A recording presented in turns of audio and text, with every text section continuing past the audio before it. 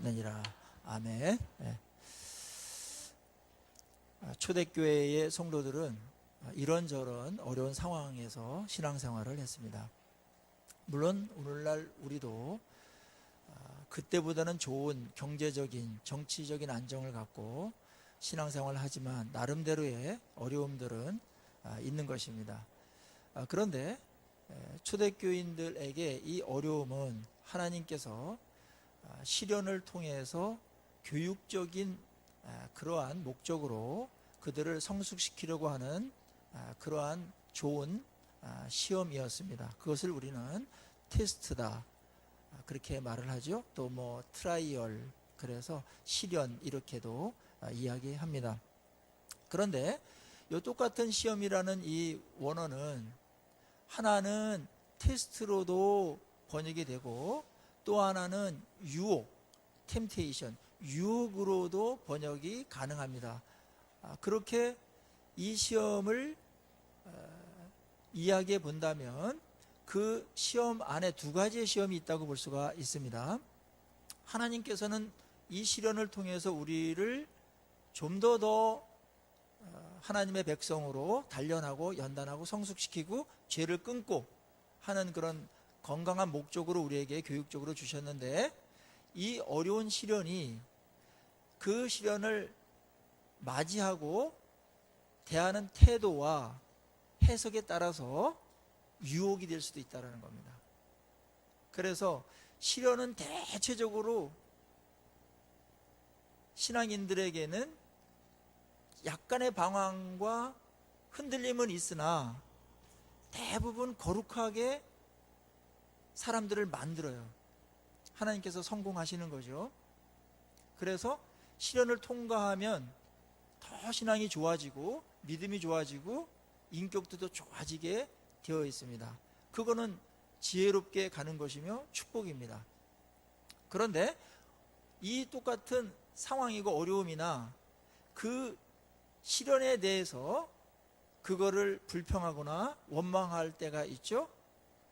그러면은 그 시험 자체가 유혹이 되어서 죄를 짓게 될 수가 있는 겁니다.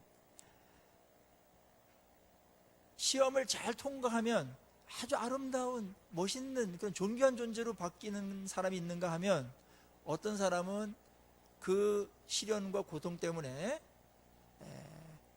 망가지는 사람들이 있습니다. 심지어는 하나님을 떠나는 사람들도 있을 수 있습니다. 이 문제를 오늘 다루고 있는 겁니다. 자, 13절에 사람이 시험을 받을 때에 내가 하나님께 시험을 받는다 하지 말지니 하나님은 악에게 시험을 받지도 아니하시고 친히 아무도 시험하지 아니하시느니라. 우리가 이러한 시험을 당할 때 시험에 대한 해석을 잘해야 되는데, 이 시험이 어디로부터 왔는가? 이 유혹이 어디로부터 왔는가? 유혹은 하나님으로부터 오지 않는다는 거예요. 상황은 하나님으로부터 옵니다. 어려운 문제는 하나님이 우리에게 주실 수 있습니다. 그러나 이것이 유혹이 되어서 죄를 짓게 만드는, 그 사람들을 타락하고 망가뜨리는 그런 목적으로 하나님께서는 주신 일이 없습니다. 그래서 이 유혹을 이길 때 맨 먼저 우리가 염두에 둬야 될 것은 뭐냐면, 이 유혹이 하나님께서 나에게 준 거다 그렇게 여기면 안 된다는 거예요. 하나님은 원래 선하시고 악이 없으신 분이기 때문에 하나님은 우리를 넘어뜨리거나 그 다음에 함정에 빠뜨리거나 우리가 굉장히 힘들어하는 것을 즐거워하거나 우리를 갖고 노는 분이 아닙니다. 이 부분이 분명해져야만 이 시련에 대한 태도가 달라질 수가 있습니다. 이스라엘 백성들을 보면은 이 시험에 그대로 넘어가지 않았습니까? 애굽에서 430년 동안 노예 생활을 했어요. 얼마나 가혹한 그런 시련을 당했는지 모릅니다. 그 고통의 소리가 하늘에 사무쳤다고 그랬습니다. 그래서 하나님께서 그 백성들을 애굽에서 이끌어내죠. 가나안 땅으로, 새로운 나라로, 하나님의 축복과 자유와 평화가 넘치는 그런 가나안 땅으로 그들을 인도해 냅니다. 나라도 없었는데 나라가 형성되고요. 자유가 없었는데 자유가 주어지고, 그 다음에 하나님의 그런 축복이 끊겼던 그 백성들에게 하나님의 축복이 이어집니다. 그런데 이들이 가나안 땅에 바로 직행하면은 가나안 땅도 죄로 문들 수 있고, 그 준비 안 된 그러한 사람들이 모여가지고 하나님의 나라를 만들 수가 없어서 하나님은 광야라는 학교에 이들을 집어넣습니다. 그리고 엄청난 홍해의 갈라짐이라든지 만나라든지, 그 다음에 광야에서 필요한 것들, 물을 공급하십니다. 필요할 때는 고기가 먹고 싶습니다, 이럴 때는 고기도 이렇게 특식으로 주실 정도로 그들을 보호하셨습니다. 그런데 요 상황은 그들을 단련시키고 축복의 나라의 백성이 되게 하는 그런 필수 코스죠. 그거는 좋은 겁니다. 그건 시련으로 준 겁니다. 여기서 하나님을 더 의지하고 말씀대로 살아가면서 하나님도 경험하며, 아, 하나님이 얼마나 우리를 사랑하시는가, 또 하나님의 말씀에 의해서 우리가 살아간다는 것이 뭔가, 하나님의 통치받는 게 뭔가, 성숙한다는 게 뭔가, 이것들을 이제 배워가는 그런 기간들이었고 여정이었는데, 얼마쯤 가다가 이들은 그 하나님께서 주신 그 상황을 잘못 해석하기 시작합니다. 왜냐하면은 마음속에 애굽에서 먹었던 것들을 못 먹고 뭔가 괜히 불러내가지고 광야에서 고생을 한다라는 생각을 하게 된 거죠. 상황에 대한 해석이 그들을 미혹하게 했습니다. 그것은 그 마음속에 있던 욕심이었습니다. 큰 뜻을 보지 못하고 작은 이익에 눈이 어두워서 그 엄청난 존귀함이나 큰 축복들을 그들은 아무것도 아닌 것처럼 여기면서 하나님을 원망하기 시작했습니다. 왜 우리를 이러한 애굽에서 잘 지내던 우리를 잘 지낸 것도 아니었어요. 광야로 끌어내가지고 이렇게 생고생을 하냐. 그러면서 모세도 원망하고 하나님도 원망하고 불평하기 시작했습니다. 이제 이 상황이 바로 하나님께서 연단하려고 준 축복의 그 연단의 기간을 해석을 잘못하고 그 시험을 대하는, 상황을 대하는 마음의 태도가 잘못되어서 시험에 빠지고 죄를 짓는 상황입니다. 자, 이런 상황을 두고 초대교회에 고난이 있었을 때 야고보 사도는 똑같이 말하는 겁니다. 우리들에게 어려움이 있고 그 어려움은 시련이다. 그래서 그 시험은 좋은 것이기 때문에, 더 큰 유익을 주시기 때문에 그것을 기쁨으로 맞이해라. 그렇게까지 얘기를 했는데, 일부 사람들은 이게 뭘 기쁘냐, 너무나 괴롭고 못 살겠다, 이래가지고 하나님이 왜 나에게 이런 어려움을 주셨고 하나님은 또 뭐 하시는 것이며 이러면서 이제 하나님을 원망하고 시험에 빠지는 사람들이 있었습니다. 하나님은 내가 이렇게 타락하는 게 그렇게 기분이 좋으신가 보다 이러면서 하나님을 원망하는 사람들이 있었어요. 하나님은 내가 이렇게 힘들어하고 이렇게 유혹을 받아가지고 죄에 넘어지게 왜 하실까? 그 마음속에 자신이 미혹되어서 죄 짓는 것을 하나님에게 원인을 돌리면서 책임을 전가하는 그런 사람들도 있었습니다. 이런 사람들은 고생은 고생대로 하면서 얻은 건 하나도 없고, 하나님께서 좋은 기회를 축복으로 줬는데 그 기회를 살리지 못하고 패가 망신하는 사람과 똑같습니다. 이것을 막기 위해서 오늘 야고보는 너희들이 고생하고 있는 거 안다, 시련당하고 있는 거 안다. 그런데 이 시련 잘 통과하기 위해서 주의해야 될 것 있다.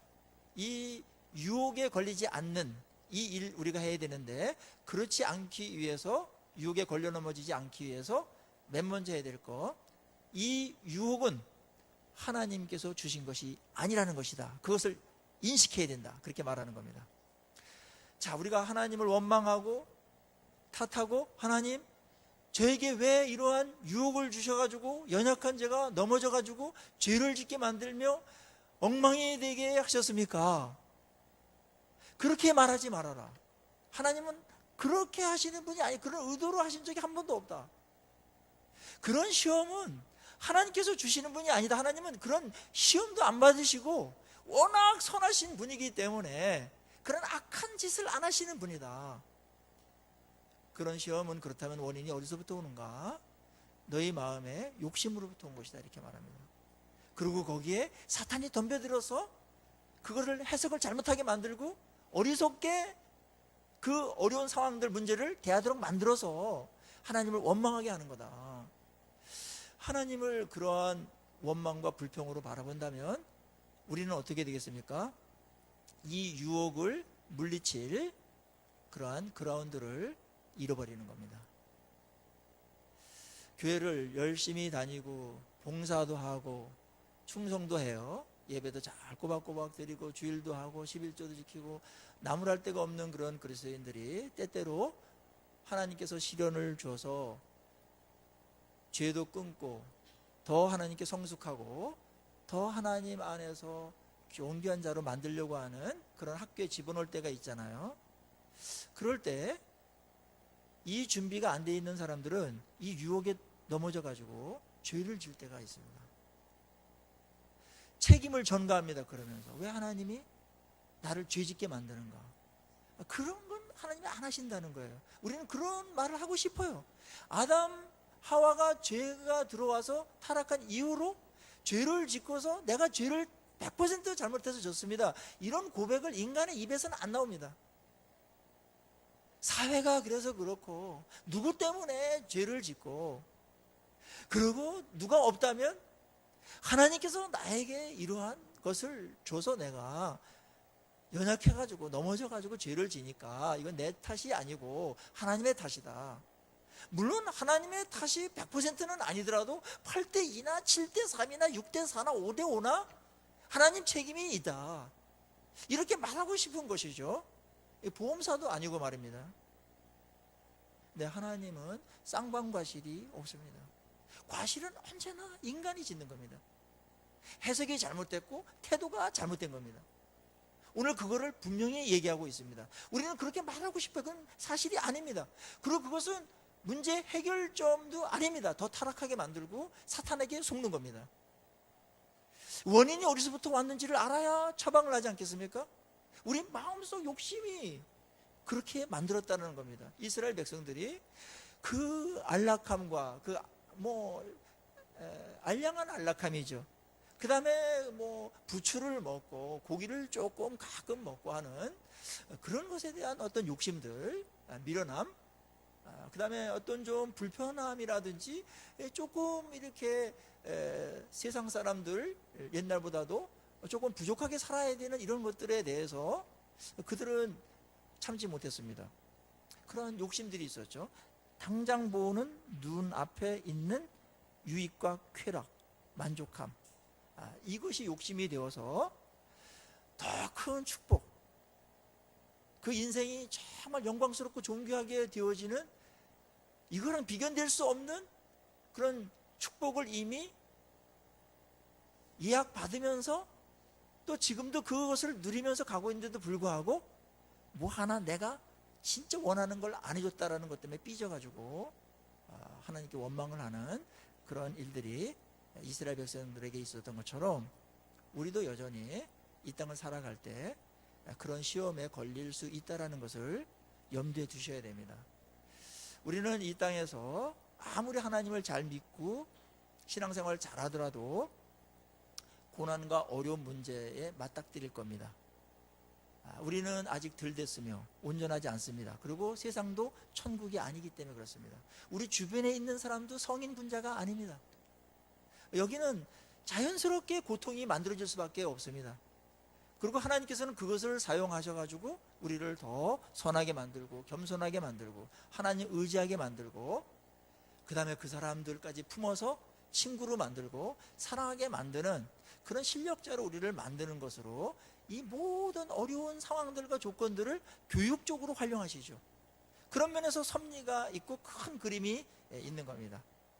오늘 하나님에게 이 원인을 돌리지 말고 그 원인이 우리 욕심에게 있음을 오늘 본문은 분명하게 얘기합니다. 14절에 오직 각 사람이 시험을 받는 것은 자기 욕심에 이끌려 미혹됩니다. 욕심이 잉태한 즉 죄를 낳고 죄가 장성한 즉 사망을 낳는다. 자, 우리 욕심이 생기면 미혹을 받게 됩니다. 이 부분이 굉장히 시험을 당할 때에 우리가 분명하게 파악해야 될 아주 위험한 단계인데요. 맨 먼저 욕심이 딱 생겨요. 그러면 그거를 갖고 싶어요. 그거를 내 거로 만들고 싶어요. 그래서 상상합니다. 그리고 결행합니다. 그러면 죄가 되는 건데요. 자, 여기서 욕심이 잉태했다.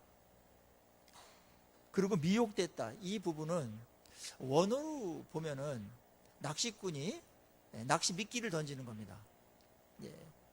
그러면은 미끼가 이게 먹음직도 하고 보암직도 하고 향기도 좋잖아요. 물고기 입장에서는 그거를 딱 쳐다봅니다. 이게 지금 이제 슬슬 미혹 당하는 거예요. 그냥 지나쳐버리고 저건 위험해. 저건 내 것이 아니야. 하나님께로부터 온 게 아니야. 이러고 지나쳐버려야 되는데 뭔가 계속 이렇게 그것을 물끄러미 바라봐요. 절로 가면서 또 보고 해서 가까이 와요. 한번 먹어볼까? 한 번만 먹어보자. 이게 이제 미혹에 끌리는 겁니다. 그래서 어느 날 덥석 물죠? 그때 이제 확 채지 않습니까?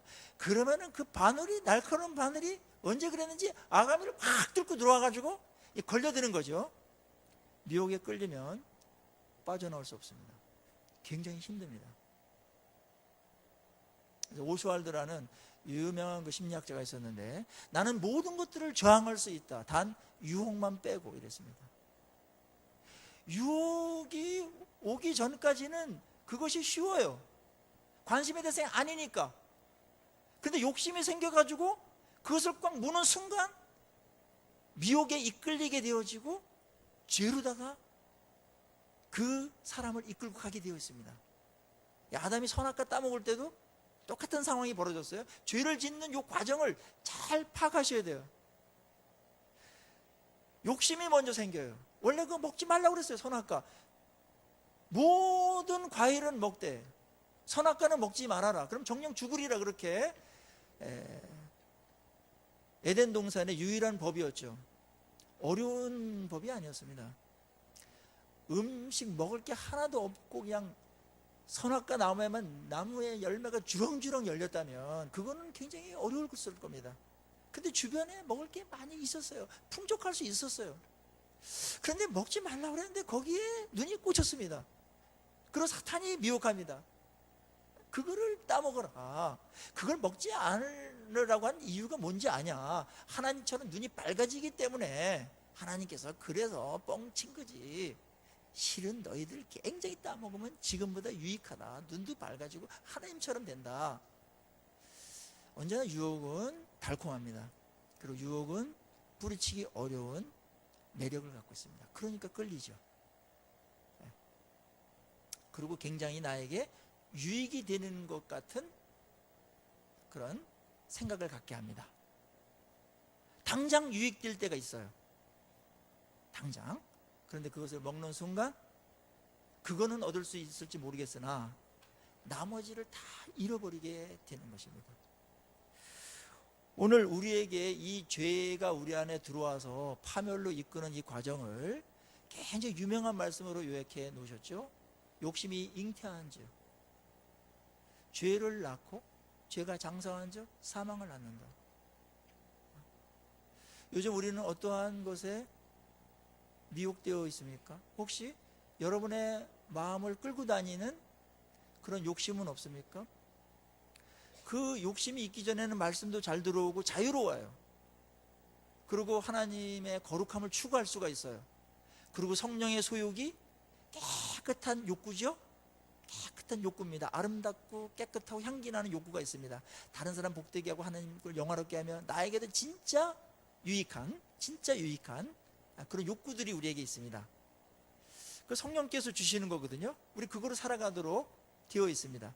그런데 세상적인 욕심이 딱 들어오면 이게 별 의미가 없어져 버려요. 그리고 시시하게 느껴집니다. 그거야 뭐 너무 이상적으로 믿는 사람들이 하는 거지. 이것도 하면서 이것도 할 수가 있어. 세상은 그렇게 우리에게 설득하죠. 사탄도 우리에게 설득합니다. 이게 굉장히 유혹입니다. 이거 무는 순간부터 우리 인생은 꼬이기 시작하는 겁니다. 그리고 죄를 저지르게 되고 결국은 파멸로 이끌게 돼. 파멸로. 이런 과정을 드라마에서도 너무나 많이 봤고, 드라마 보면 다 탐욕이죠.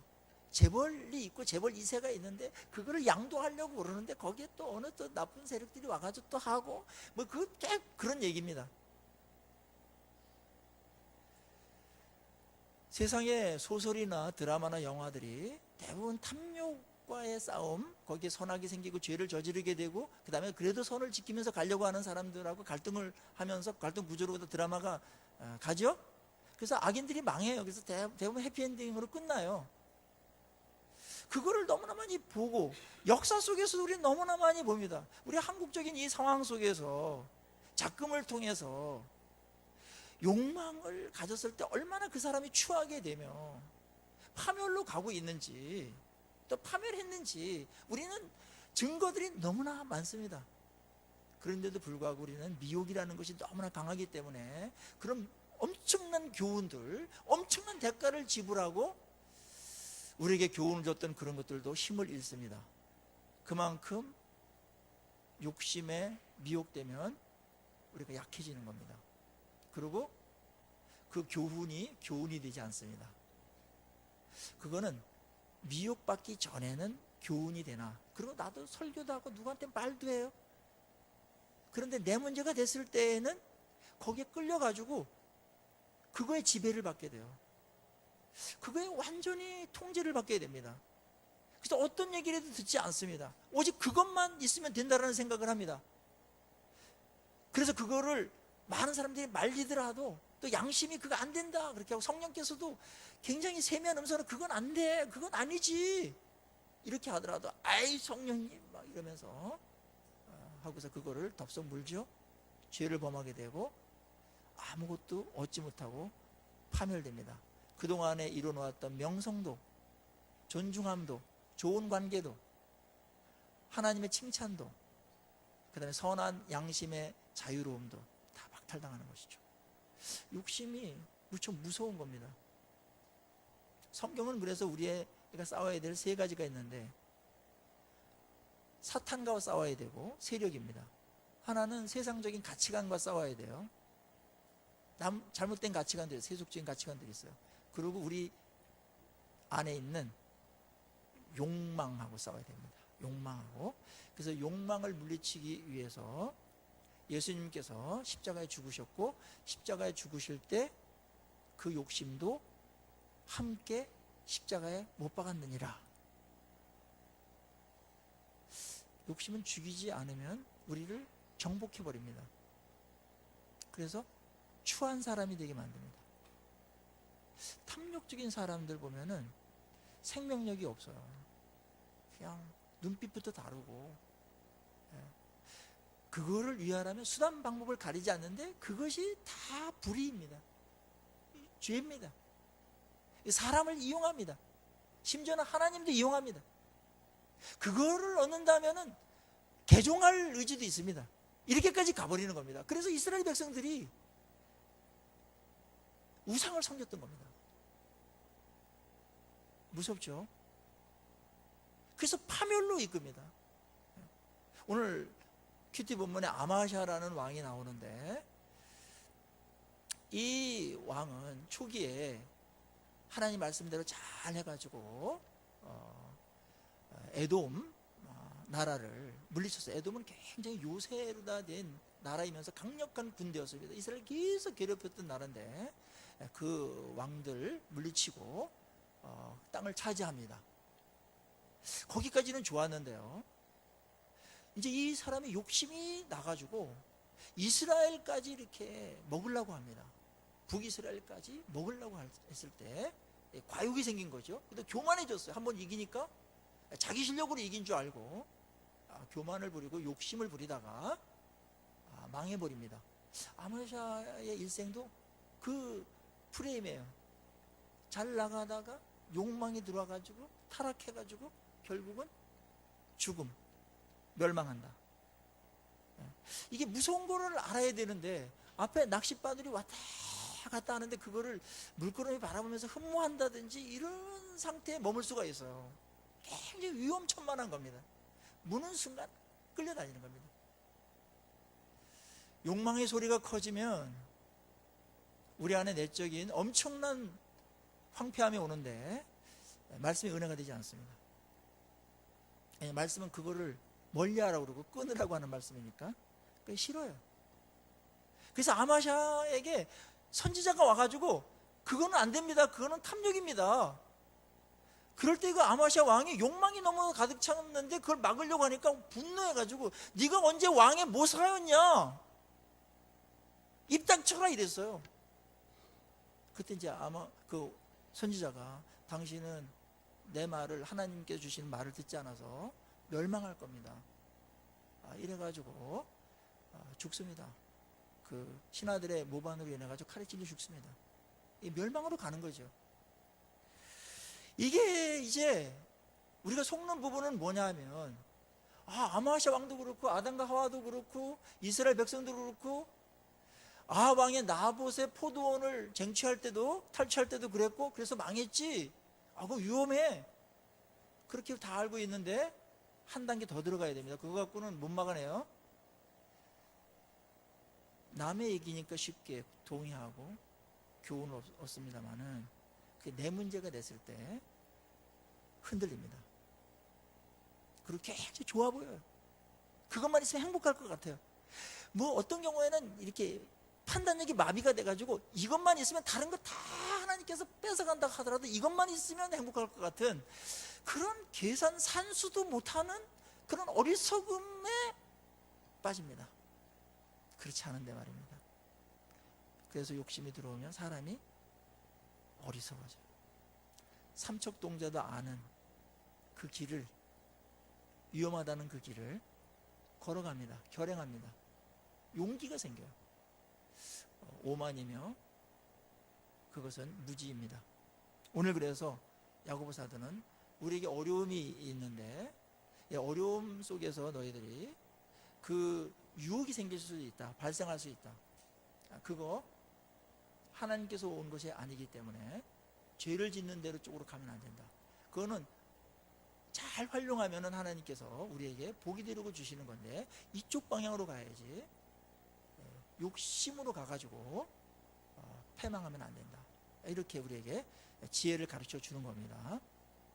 참 감사한 말씀입니다. 그리고 우리가 이 욕망에 의해서 속으니까 16절에 사랑하는 형제들아 속지 말아라. 욕망이 생기면 다 속게 돼 있어요. 판단력이 흐리게지고 그리고 하나님께서 주시는 온전한 것과 욕망이 채워주는 가짜를 분별 못하는 속임수가 있고요. 그리고 이 욕망을 내가 채워야 되지 하나님이 주실 게 뭐가 있어. 이런 어떤 속임수까지 들어오면서 우리가 하나님을 기다리지 못하게 하기 때문에 17절에 하나님에 대해서 이야기합니다. 온갖 좋은 은사와 온전한 선물이 다 위로부터 빛들의 아버지께로부터 내려오나니 그는 변함도 없으시고 회전하는 그림자도 없으시니라. 하나님이 어떤 분이에요? 우리에게 온갖 좋은 은사와 선물을 우리에게 베풀어 주시는 하나님이시다. 이거 기억해야 된다 그겁니다. 우리가 욕망으로 무엇을 얻으려고 하죠? 그게 가장 좋아 보여요? 그게 속는 것입니다. 그렇지 않아요. 진짜 좋은 것은 하나님이 하늘로부터 내게 주는 것입니다. 세상으로부터 내가 쟁취하고 욕망의 손으로다가 움켜쥐는 것이 아니고 하나님께서 내게 주는 양도 가장 좋고 내용도 가장 좋습니다. 그 하나님을 기억해야 된다. 그것이 욕망을 이기는 것이고 시험을 이기는 것이다. 시험은 하나님을 못 믿기 때문에 대부분 발생해요. 뭐 이렇게 해가지고 하나님께서 내 인생 책임지시겠나? 이래가지고 이 일이 되겠나?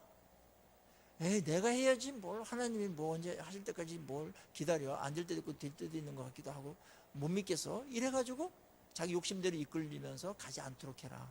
그게 속는 것이다. 하나님은 우리의 삶을 다 아시고 보낼 때부터 구원해 내신 이후에 우리의 삶에 대해서 철저하게 관리하십니다. 돌보십니다. 하나님은 회전하는 그림자도 없으세요. 태양이나 지구는 회전하는 그림자가 있잖아요. 하나님은 그림자도 없으세요. 늘 빛들의 아버지세요. 늘 밝으세요. 항상 선하세요. 항상 인자하세요. 그리고 변함이 없으신데 항상 우리와 함께 하시고 한번 사랑하기 시작하면 끝까지 사랑해요. 그래서 하나님이 변함이 없으시기 때문에 옛날에는 사랑했는데 요즘은 안 사랑하는 것 같아. 이런 말은 성립되지 않는다는 거예요. 하나님이 옛날엔 도와주셨는데 요즘은 덜 도와주셔. 안 도와주셔. 이것도 성립되지 않는다는 거예요. 아니면 하나님은 여전하시기 때문에. 아셨죠? 사탄은 계속 속이는 거예요. 욕망이 우리를 속이고 사탄이 속여요. 하나님 믿을 뿐 아니다라고. 그래서 조급합니다. 욕망을 붙듭니다. 참지 못하고 조급해지니까 가짜를 붙듭니다. 속는 것입니다. 이 과정을 계속 반복돼요. 오늘 17절은 우리에게 얼마나 큰 위로가 되는 말씀인지 몰라요. 하나님께서는 온갖 좋은 은사와 온전한 선물을 준비해 주셨다가 우리에게 적절할 때 우리에게 베푸신다. 특별히 시험이 끝나면 시험을 잘 통과하고 난 다음에는 엄청난 것들을 준비했다가 그것을 주신다. 그런 하나님이시죠. 그 하나님 붙드는 것이 이 시험을 이기는 길입니다.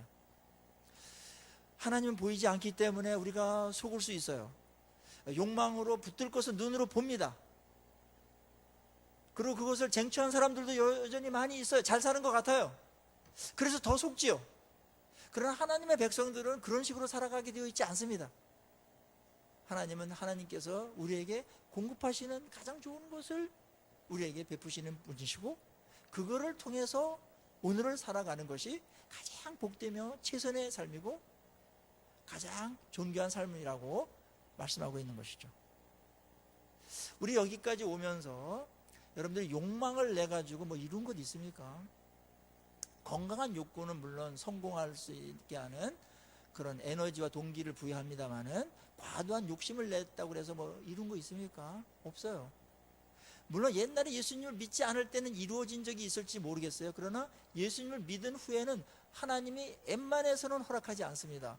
왜냐하면 그거를 깨부수고 하나님을 붙들며 하나님께서 주시는 것을 가지고 살려고 하는 것이 하나님의 원래 의도이기 때문에 특별할 때 그냥 그래가지고 한두 번 이렇게 할 때가 있을지 모르겠으나 그거로다가 성공했던 그런 사람들 명심하셔야 됩니다. 그 방법 포기해야 됩니다. 성공했다 하더라도 그거는 버려야 될 것이에요. 야곱이 자기의 머리를 쓰고 욕망을 채우기 위해서 일생을 살았던 사람들이 잔머리 굴리고 자기 것을 움켜쥐기 위해서 수단 방법을 가리지 않았어요. 그래서 성공한 부분들도 많이 있었어요. 그런데 하나님의 축복을 안 이후부터는 그런 모든 것들을 다 내려놔야 했습니다. 깨야 될 겁니다. 그 도구들을 내려놔야 됩니다. 하나님께서 공급하시고 하나님을 의지할 때 하나님께서 때에 따라서 사람을 통해서 말씀으로 순종해 갈 때 하나님께서 약속했던 것들을 받으면서 누리면서 살아가는 것입니다. 이게 보장되어 있어요. 그분은 변함이 없으세요. 얼마나 변함이 없는 것을 강조했냐면 회전하는 그림자도 없다. 영원토록 그분은 신실하세요. 솔로몬이나 다윗이나 아브라함이나 이런 사람들에게 그렇게 그들을 책임지셨던 것처럼 오늘날 그분은 동일하시기 때문에 자기를 믿는 자들에게 자기들 자녀에게 책임지시고 돌보시고 인생을 이끌어 나가시는 줄로 믿습니다. 왜냐하면 그분은 변함이 없어서요. 그래서 신뢰할 수가 있어요.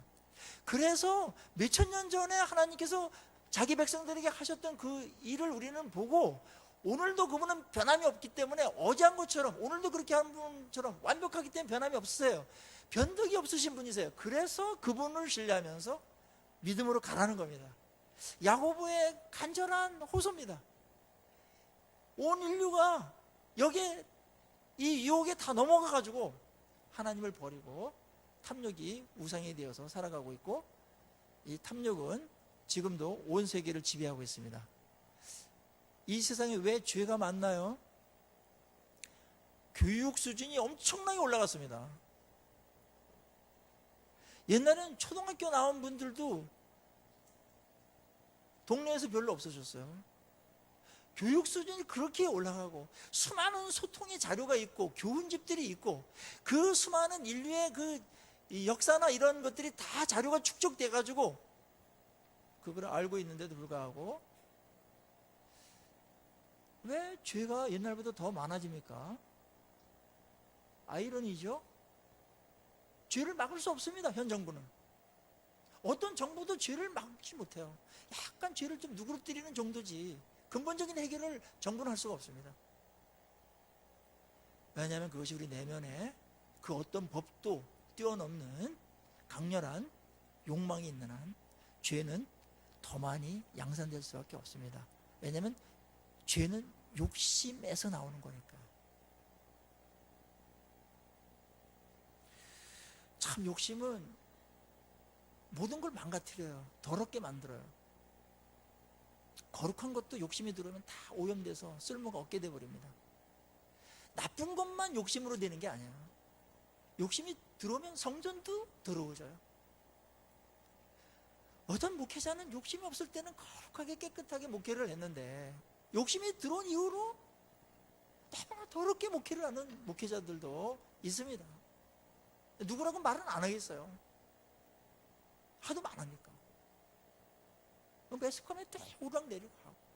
뭐 그분뿐이겠습니까? 수많은 사람들이 다 욕심에 얼룩져가지고 죄를 짓는 것입니다. 더럽게 만드는 겁니다. 하나님의 거룩함을 파괴하고 있는 것이죠. 무서운 줄 알아야 됩니다. 우리의 목적은 이 땅에서 성공이 아닙니다. 무엇이 목적입니까? 거룩입니다. 거룩을 목적으로 삼지 않는 한 이 욕망을 제어할 수가 없어요. 목적 자체가 속고 있는 겁니다. 사탄이 속이고 있는 겁니다. 거룩하면 가정도 행복해지고요. 거룩하면 공동체도 아름다워지고요. 거룩하면 교회가 굉장한 빛이 돼서 영향력들을 이렇게 세상에 펼치면서 존귀해지는데 어떤 뭐 유익만 추구한다든지 성공만 추구한다든지 뭐 이런 것만 추구하면은 이제 욕망이 끼어들어가지고 더럽히고 결국은 아무것도 없게끔 얻을 수 없게끔 파멸로 만들어가는 것입니다. 자, 그래서 오늘 마지막 절 18절에서 굉장히 중요한 말씀을 하고 마칩니다. 그가 그 피조물 중에 우리로 한 1000열매가 되게 하시려고 자기의 뜻을 따라 진리의 말씀으로 우리를 낳으셨느니라 그랬죠? 자, 이 말씀이 여기에 붙은 것은 우리가 유혹을 이겨야 될 굉장히 근본적인 이유를 우리에게 말씀하시는 것인데, 우리를 하나님께서 구원하셨을 때 어떠한 존재로 만들려고 구원하셨냐, 그 목적을 알아야 된다. 그 목적이 뭐냐면 1000열매다 그거예요. 피조물의 1000열매가 되게 하시려고 우리를 구원해 내셨다. 그러니까 이게 이제 1000열매는 유대인들에게 굉장히 중요한 사상이죠. 짐승들도 첫 새끼를 드렸고 곡식도 1000열매를 드렸죠. 그 다음에 장자도 1000열매로 장자를 드리기도 했습니다. 자, 1000열매는 하나님의 것으로 구별된 거예요. 그리고 1000열매는 하나님께 드리는 건데 뭐예요? 깨끗해야 돼요. 구별돼야 돼요. 우리를 만물의 1000열매가 되게 하시려고 우리를 구원해 내셨다는 거예요. 이게 에베소서에도 우리를 왜 예정하셨으며 택하셨으며 구원케 하셨는가? 하나님 앞에서 거룩하고 흠이 없게 하셔가지고 하나님을 영화롭게 하려고, 찬송이 되게 하려고 우리를 택정하시고 구원하셨다라는 거예요. 거기에 하나님께 영광 돌리는 것의 첫째 조건은 거룩함입니다.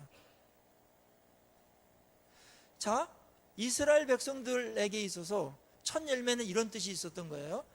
어느 한 1000열매를 맺히잖아요. 이게 드리잖아요. 논에서 밭에서 한 단을 드려요. 그러면 그게 거룩하게 하나님께 드린 바 되어서 나머지 드리지 않는 그 모든 것들이 드린 것처럼 되어서 나머지 것들이 다 하나님의 것이 되면서 하나님의 축복이 임하게 되는 겁니다. 그게 첫 열매를 드리는 겁니다. 첫 열매를 드릴 때 그걸 받으시면 나머지가 다 축복이 되는 겁니다.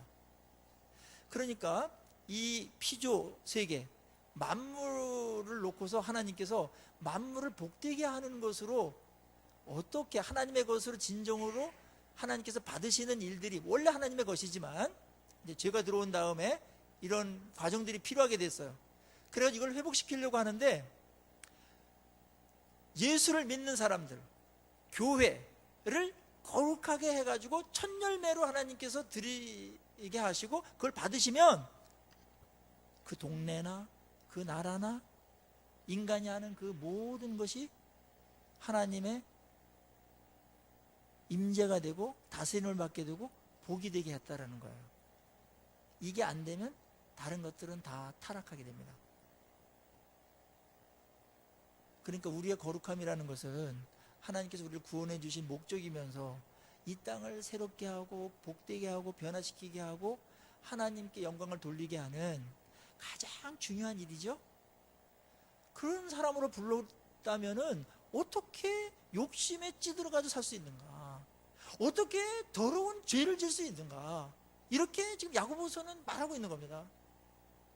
존귀한 자인데, 이렇게 존귀한 자인데 어떻게 그 아주 그냥 간단한 어떤 그런 어떤 그 짧은 안목으로 욕심으로 인해 가지고 죄를 저지르게 만들었는가? 그럴 수 없다라는 것입니다. 오늘 우리는 우리의 됨을, 우리 됨을 굉장히 잘 인식해야 됩니다. 하나님께서 부르신 목적을 우리가 알고 그 목적에 맞게끔 우리의 삶들을 형성해 가도록 해야 됩니다.